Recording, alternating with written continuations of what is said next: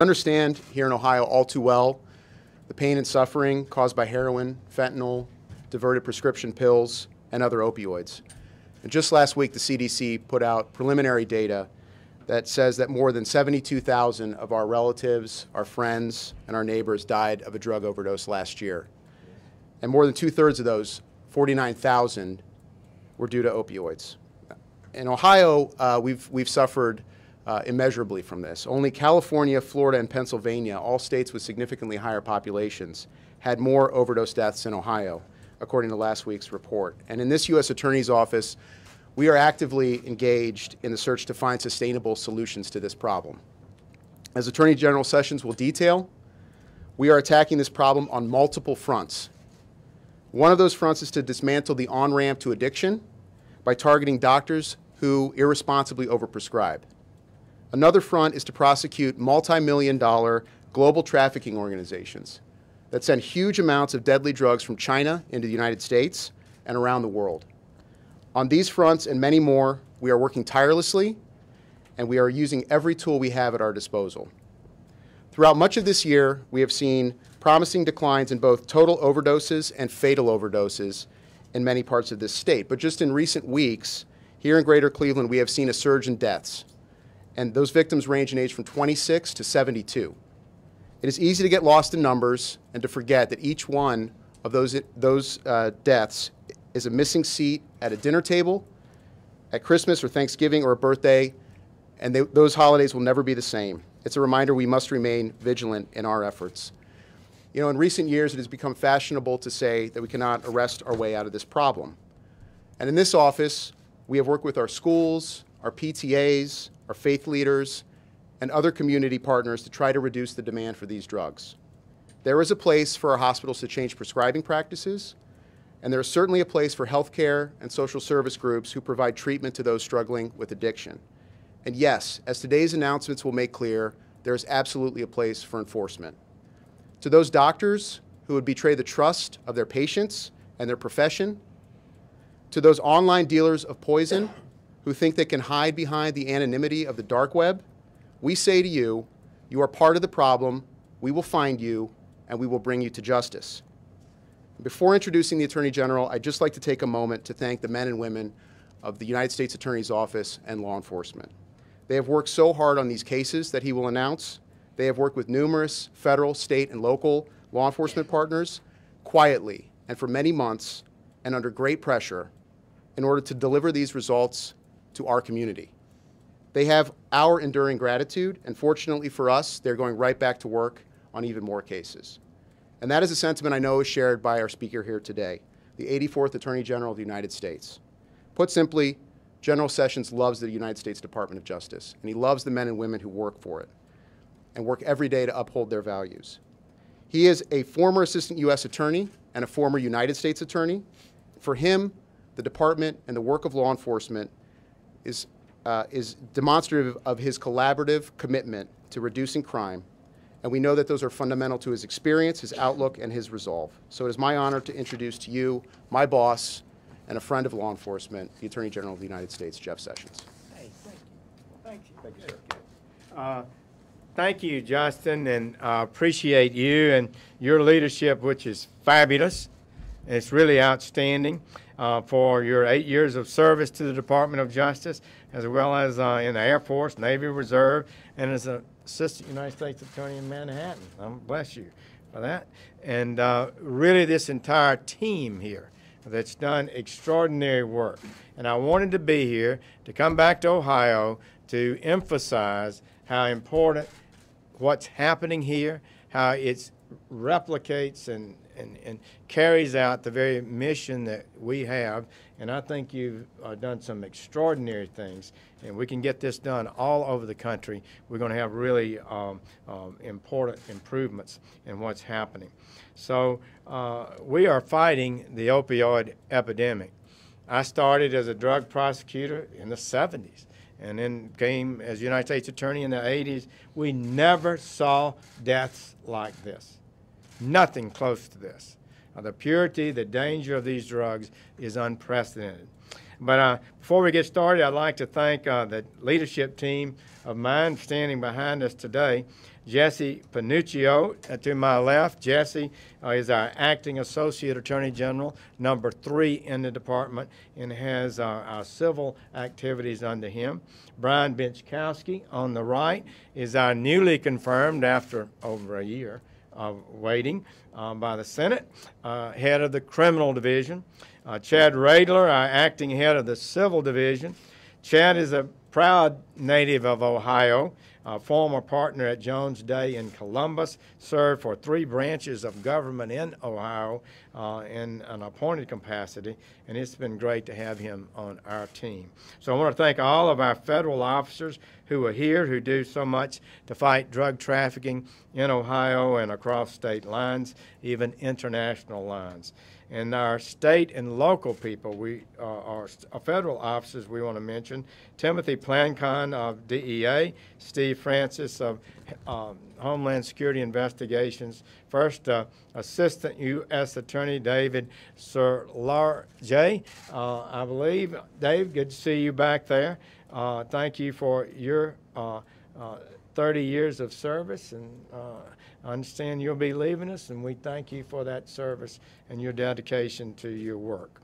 And while we are inexpressibly proud of our fabulous federal officers, and we include our Homeland Security ICE officers too. These are fabulous officers. They do tough work every day. They need the support of the people of this country, and they surely have it in the Department of Justice. But we understand that 85% of law enforcement officers in this country are state and local.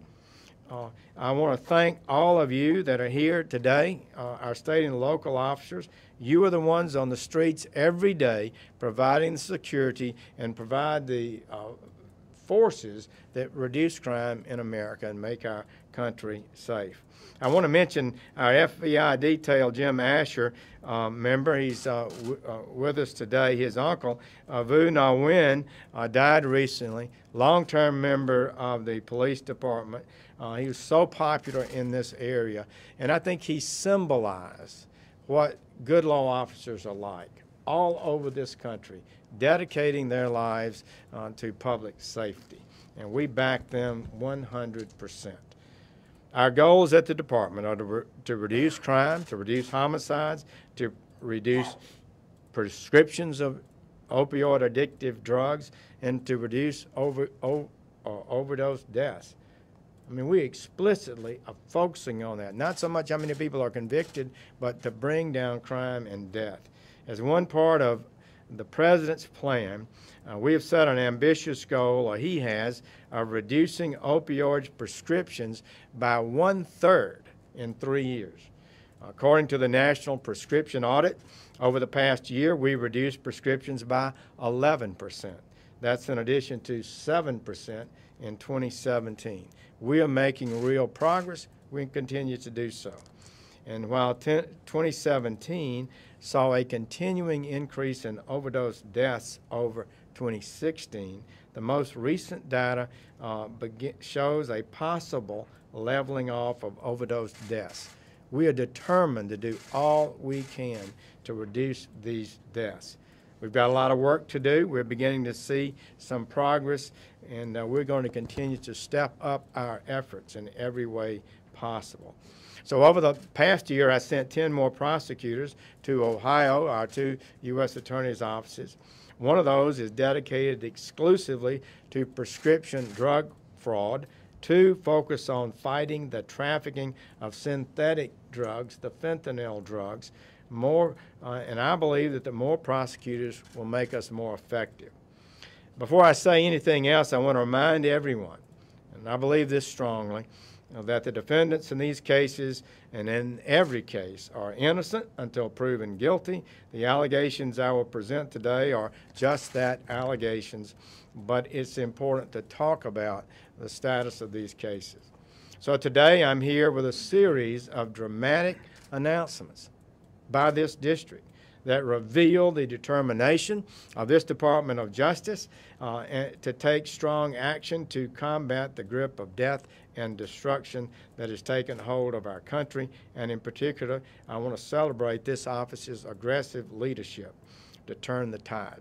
6 months ago, I announced the department's prescription interdiction and litigation task force, PIL, pretty good name, I think, which coordinates our criminal and civil actions to fight the opioid crisis at every level of the supply chain, from manufacturers to distributors to doctors, pharmacies, and street dealers and gangs.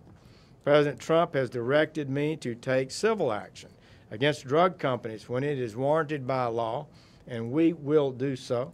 I will also bring criminal charges in any of these cases that's appropriate.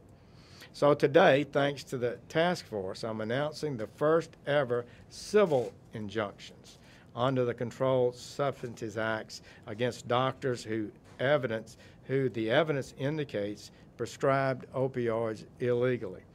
These injunctions, really TROs, temporary restraining orders, will stop immediately doctors from prescribing drugs without waiting for perhaps a long time criminal prosecution. Both doctors in cases today are from northern Ohio. Dr. Michael Tricasso works in Akron and Plainsville and is accused of selling thousands of dollars worth of narcotics without legitimate medical purpose. He allegedly sold them to an undercover DEA agent in a hotel parking lot over a period of 3 months. These pills include Percocet. He also allegedly wrote prescriptions for an undercover DEA agent and 2 DEA sources for steroids and Percocet without legitimate medical purpose. The second doctor, Dr. Gregory Gerber of Sandusky, who the complaint alleges prescribed countless opioids without a legitimate medical purpose and who caused the submission of false claims to Medicare Part D prescription drug section. The complaint for the injunction, which has been granted by the judge, charges that he prescribed oxycodone to an undercover agent who never said she was in pain even. According to the allegations, Dr. Gerber allegedly ordered no test, performed only a minimal physical examination. This happened on 7 different occasions over 7 months. Eventually, he doubled the dosage units and strengths of the pills. The charges also allege that this doctor accepted $175,000 in kickbacks from a company that makes a fentanyl drug intended for cancer patients, a drug he prescribed to patients who did not have cancer. So we seek to deny these doctors the authority to continue prescribing drugs. In the lawsuit, we seek up to $700,000 in damages from Dr. Tricasso. Our initial estimates of Dr. Gerber's alleged false claims to Medicare total $2.8 million. So we will seek, as we always do, triple damages for the amount of fraud against the government. So my second announcement today is an important case involving Chinese fentanyl trafficking. Today I'm announcing a 43-count indictment by the Northern District of Ohio, their team, against the leaders of the Zhang drug trafficking organization. The indictment charges a man known by the alias of Gordon Jin and his father. These traffickers allegedly manufactured in China more than 250 types of synthetic drugs, including synthetic opioids and deadly fentanyl analogs that they distributed in the United States and around the whole world. Using an elaborate system of shell companies, the Zhang organization allegedly shipped synthetic opioids to locations in more than 25 countries and 35 states. The man who is charged with serving as the American reshipper for Zhang has already been arrested. He was caught while trying to flee the country and has pled guilty. Last April, a career drug dealer from Akron and his girlfriend were sentenced to a total of 30 years in prison for selling fentanyl that took the life of Thomas Rao of Akron. Shortly after his arrest, Ohio officers contacted the suppliers that he used online and then purchased fentanyl analogs from them. That led us straight to the Zhang organization. We now believe that the drugs that killed Thomas Rao and 23-year-old Carrie Dobbins originated with that Zhang operation. We also allege that the Zhang organization manufactured counterfeit drugs that purported to be Adderall and discussed manufacturing various trademarked cancer drugs that were fake. They actually were bath salts, we understand. Adulteration of medicine with synthetic drugs would, of course, be illegal in both the United States and China. As we fight this scourge, our law enforcement agencies will count on the continuing cooperation of China's Ministry of Public Security, and we will look to the government of China to schedule fentanyl-related substances as a class, as the United States has done. We need their help. We've been asking for it for months. We have a right as a trading partner and a nation that pretends to, seeks to be an advanced nation to work together on these kind of important issues. My third announcement arises from Operation Darkness Falls, a joint operation against the dark net fentanyl traffickers by the FBI, the IRS, our postal inspectors, Homeland Security investigations, and again right here in the Northern District of Ohio. So today I'm announcing that Justin's office has just charged a husband and wife who at the time of their arrest were the most prolific dark net fentanyl vendor in the United States and the fourth most prolific on Earth. They were known online as MH for Life. Last July, the department seized Alpha Bay, which was the largest dark net marketplace in history. This site hosted some 200,000 drug listings and was responsible for countless synthetic overdoses, including the tragic death of a 13-year-old. MH4 Life allegedly used Alpha Bay and at least 8 other dark web sites to sell opioids and other deadly drugs. On one of their profiles, they advertised more than 3,000 completed sales. Undercover agents made controlled purchases through coordinated efforts with our postal inspectors. The packages they received were traced to a post office in San Antonio, and a woman mailing them was identified. She and her husband were observed carrying large bags of envelopes that matched the ones used to send drugs to undercover agents. Surveillance followed as she attempted to purchase hundreds of dollars of gift credit cards with cash, a tactic commonly used to launder money. Federal agents executed simultaneous search warrants on the hotel room and residence. They observed M holding suspected heroin, many pages of drug ledgers in both of the defendants' handwriting, encrypted electronic devices, passwords used for third-party payment websites. Agents also found drugs packaged for distribution, large quantities of cash, counterfeit currency, a gun, cryptocurrency, hard wallets. These are the kind of things that they found. Since then, no one has logged on to this MH4 Life accounts, and no shipments have been sent. It appears it is now shut down. Operation Darkness Falls has also led us to indict 5 others here in this office. That includes a man who allegedly was the 3rd largest dark net fentanyl vendor in North America at the time of his arrest, a man known online as DF44. He was arrested with the help of our allies in Canada. A search warrant led to a fentanyl stash room that was right next to his daughter's playroom. After his arrest, he posted bond and then committed suicide. So we've also indicted a major Xanax dealer known online as The Source, or Bonnie N. Clyde. When he was arrested, we seized more than $438,000 in Bitcoin.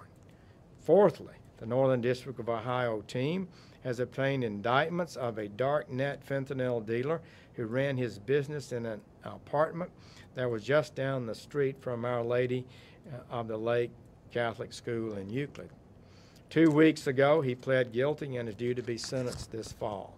And lastly, a grand jury here indicted 2 other darknet fentanyl vendors, one of whom recently pled guilty and is expected to receive a 10-year sentence. So I want to remind the public once again that all of these defendants in all of these cases are innocent until proven guilty. And my statement are statements that are allegations that have to be proven in court. But let's make one thing clear. Today's announcements are a warning to every trafficker, every crooked doctor or pharmacist, every drug company, every chairman and foreign national and company that puts greed before the lives and health of the American people. This Justice Department, our United States attorneys around the country, will use the civil and criminal penalties alike, every tool we have, and we will put you in jail. We will make you pay. So Justin, you and your team are doing outstanding work for the people of Ohio. It's exactly what we want to see, exactly what we have to turn the tide we're facing today. Drug trafficking is an international business. The effects of these cases will be felt from coast to coast and really international. And so I want to close where I began by thanking the outstanding law officers who played a role in each one of these actions that I have announced today. Officers at the federal, state, and local levels in Ohio and across the country have made these cases possible. These cases may have saved lives already. These officers have shown us once again that no nation on earth has a finer group of law officers than we have in the United States. I'd like to mention one more thing before we leave. There's been a lot of news coverage around the activities at the Department of Justice of late. You're all aware of the public filings in various cases, and I'm not going to comment specifically. Those cases receive a lot of attention from you all.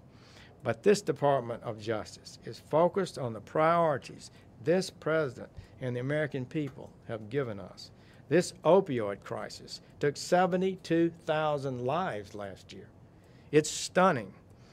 There's a crisis at our borders, which was brought into sharp focus yesterday when we learned of the tragedy of Molly Tibbetts and the man here illegally who's been charged with her murder.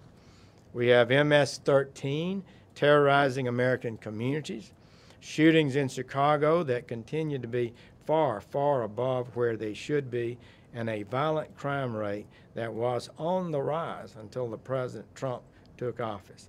These are our priorities. These are what our people are working on every day. No nation has finer officers, more dedicated officers, or more dedicated prosecution than we have in this country. And as Attorney General, it's been my true honor to have the opportunity to lead this fine team. Thank you all, and may God bless us and the United States of America. Thank you. Thank you, sir. Thank you all. That will conclude our announcements for today. I really appreciate everyone coming for this, a series of very important announcements for our district. Thank you all. Appreciate it.